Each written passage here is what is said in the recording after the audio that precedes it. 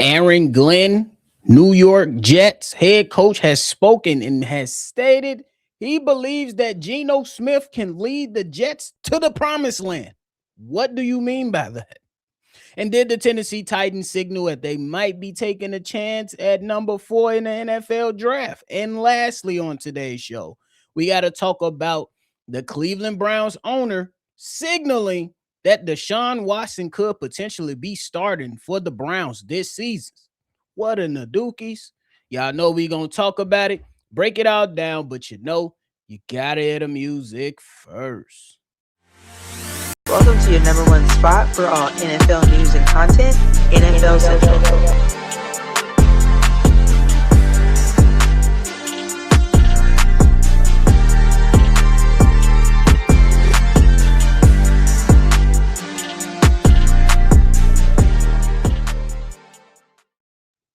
What's going on, football fans, and welcome back into another episode of NFL Central, your number one spot for everything NFL. I'm your host here, Bobby, and I'm bringing you the latest around the NFL. So if you're tuned in, like talking football, regardless of who you root for, make sure you go ahead and hit that like button and subscribe to the channel.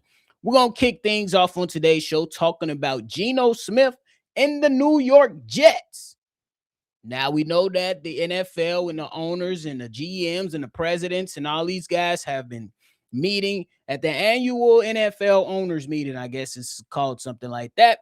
But nonetheless, Aaron Glen, head coach for the New York Jets, who had a terrible season last year, has came out in support of Geno Smith and quote unquote said, I just feel like he's the guy that's going to lead us to the promised land. End quote. No context, no other words. Geno Smith will lead the New York Jets to the promised land. My first question, and one question only. What do you mean by that? If Geno Smith about to lead the Jets to the promised land, I swear when I go to sleep tonight, I'm waking up a millionaire. I swear. I swear I'm waking up a millionaire tomorrow. Now, this is one of the craziest statements that I've heard. Look, I'm not going to go out there and accuse anybody of doing anything that's out of the ordinary. I just want to know, why was this statement made? Simply because let's not forget that a lot of us watch more than just our favorite football team every Sunday. A lot of us tune into a lot of football games on Sundays, Thursdays, Mondays, Saturdays, hell, even some Fridays. And this upcoming season, some of us will be watching an NFL game on a Wednesday night. So Aaron Glen, look, he been saying some stuff, and I think that at this point, look, I don't like to root against young coaches or whatnot. I like to see, first, he ain't that young, but this is now going to be his second year as a head coach. So I'm not going to completely count him out. But sometimes we got to pump the brakes, because last year we cannot act like we didn't see the season. We saw the season. And prior to the start of that season, you gave one of the great statements on then your quarterback, Justin Fields. How he was going to be really good for you all in New York. How he was going to go out there and have somebody that believes in him like you. I understand it. I respect it to the highest degree on how you're supposed to show support to your quarterbacks. I get it. But there's a fine line between being a supporter and then being delusional. I honestly believe Aaron Glen, with this type of situation, is completely delusional to think that Geno Smith is going to lead you anywhere close to the promised land. If we talking about to the promised land of winning some games, cool. But it won't be that many games to where you reach the promised land of a Super Bowl. It's not going to happen. Then, not just too long ago, he said he's a master at play calling. Something along those lines. I can't tell, buddy. For the first time in my life, the Jets last year was the only team that never got an interception in a season. I'm pretty sure the Detroit Lions that went 0-16, they got some interceptions if I go and look it up right now. So let's be real about this. We have to be real about this. Aaron Glen, Geno Smith is not leading y'all to the promised land. Geno Smith may not even lead y'all to 7 wins. Geno Smith is decent. He ain't leading you to no promised land, though, brother. I want to see us succeed, but don't start the seeds. We ain't even hit the NFL draft yet. Don't shoot yourself in the foot before we even hit the NFL draft yet. I'm just saying, before we even hit the NFL draft, Aaron Glen, let's keep one thing clear and one thing clear only. Y'all in New York still got a lot of work to do, buddy, old pal. I'm not saying that you can't turn the ship around in New York, but y'all got a long way to go before you start going the opposite direction. Just my opinion. Now, we're going to lean into the other topic that we had here on our docket, talking about the Tennessee Titans. Did they signal that they may have Jeremiah Love on their radar? Oh, no. Let's talk about it. Titans GM Mike Borgonzi, he had something to say, and he said this: we're taking best player available regardless of premium position. Borgonzi isn't concerned about Ruben Bain's arm length. The team hosted Bain on a top 30 visit, just for y'all that are wondering. But Borgonzi did say the phone lines are open. Cool. Could mean anything. I believe the Tennessee Titans, you need to draft Jeremiah Love if he's there. I don't see him going in the top 3 teams. I think they need to go out there and draft him. Here's why. Number one, you made a lot of adjustments. Coaching staff, I think you got a good coach, a head coach in Robert Saleh. I think that what he did with the Jets, his side of the football was taken care of. You just never really saw things come to fruition for the offensive side of the ball to where he can really be successful in New York. But for the most part, his side of the football was taken care of, and that was the defense. I believe with him bringing a lot of those players that play with him for him over there in New York with the Jets, who we just talked about, he's going to be able to add on to that defense and have them in a really good spot. And what lets me know that he coaches well is that all the injuries he faced with the San Francisco 49ers last year, they still was a competent unit. Then you add a guy like Brian Daboll, who comes in as a former head coach who can really run an offense. Now you're going to pair him up with a young quarterback in Cam Ward. And the best thing that you can have available for him is 2 things: offensive line and a really, really good running back. I like Tony Pollard, but he ain't no Jeremiah Love, at least in my opinion, before I even see Jeremiah Love play a snap in the NFL.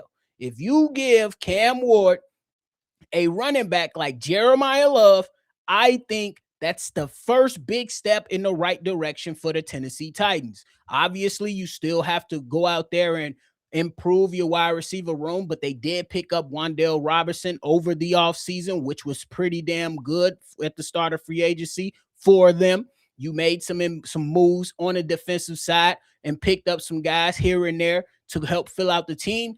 Now you need another game changer or playmaker on the offensive side of the ball for a guy like Cam Ward. And what better guy to have than a running back like Jeremiah Love? And Brian Daboll is very, very familiar with Saquon Barkley. And he is very, very familiar with what Saquon Barkley was able to do for the New York Giants during Brian Daboll's tenure there. If I'm Brian Daboll, I'm pounding the table for Jeremiah Love to support Cam Ward.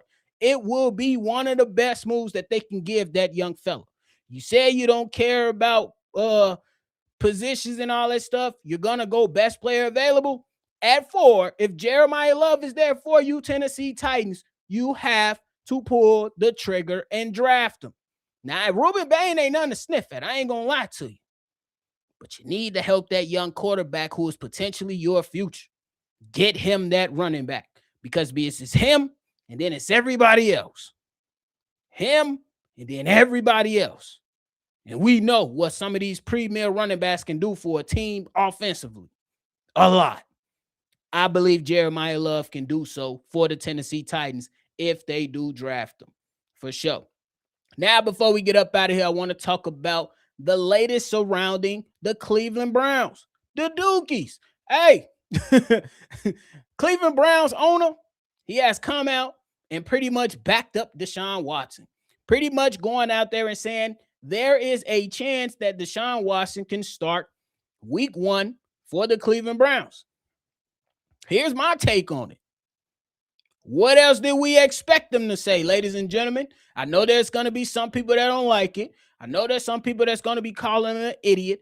I understand the people that's going to be sitting there wondering why on God's green earth did you draft 2 quarterbacks in the first place if you're just going to go back to Deshaun Watson? Here's my answer. First and foremost, billionaires do this all the time. Excuse me. Here's my answer. Billionaires do this all the time. They always want to go out there and justify their decisions. So when they gave this man, Deshaun Freaky Man Watson, a guaranteed contract, he's going to try to justify it and at least get some return on his investment. That's what it is. So it is nothing else to expect. Nothing else to expect. If it was me in that position as a billionaire, I don't know what I'd be doing.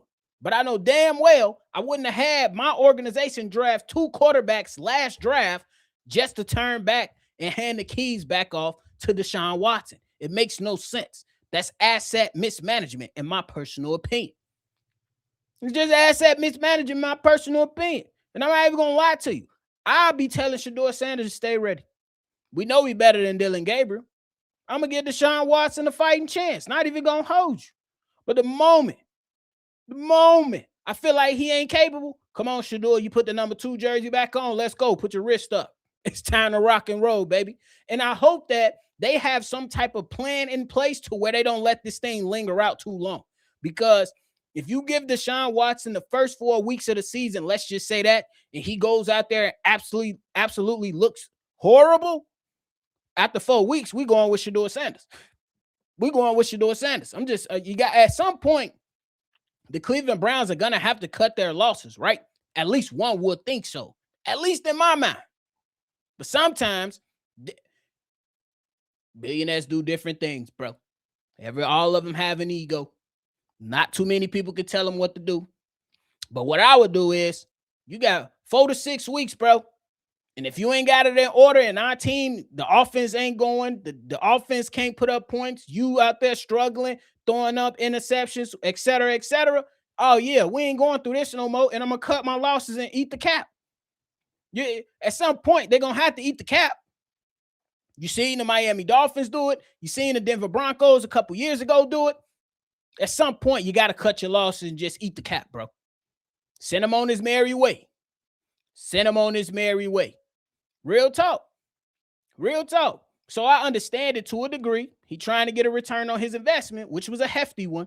But then at the end of the day, you look at certain situations and be like, hey, man, time is ticking. If Buddy old pal can't get his ish together, it's going to be time to move up off of him. For real. But hey, that is it for me today, y'all. Bringing y'all the latest around the NFL. We'll continue to get out some of those player prospect videos just to continue to break them all down. I have fun watching this stuff and talking about it. But make sure y'all stay locked in, man. I appreciate y'all. Make sure you always love football. Go ahead, give us a like. Go ahead and subscribe. We on our road to 1K. Appreciate y'all. Always love football, and y'all already know. I'm gonna catch y'all on the next one for sure. Peace. This has been a presentation